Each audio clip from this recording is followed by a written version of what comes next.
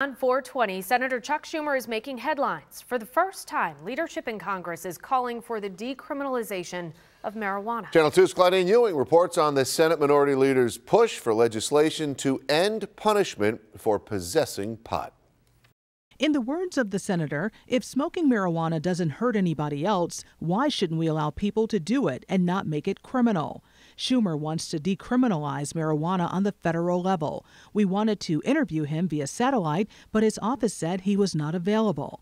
They directed us to his interview on the topic with Vice News Tonight on HBO. He was asked why he changed his mind on the topic. He pointed to studies and evidence.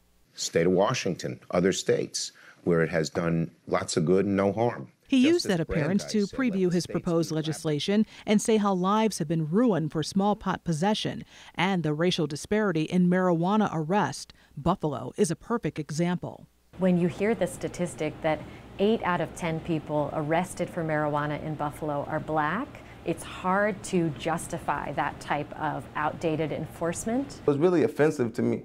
It's really a spitting in my face because I have family members who, like I said, are affected by this. 18% of the population of Erie County are people of color, but they made up 76% of the arrests for marijuana possession. Schumer said states should decide whether to legalize marijuana.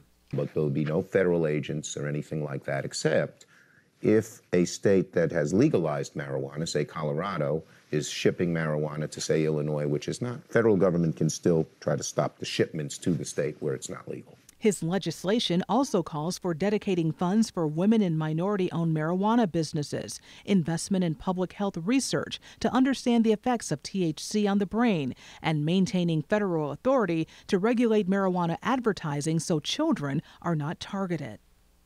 And as we know, Governor Cuomo has already called for a study legalizing recreational marijuana. Medical marijuana is already legal in the state. 9 states, and plus D.C., have legalized marijuana for recreational use.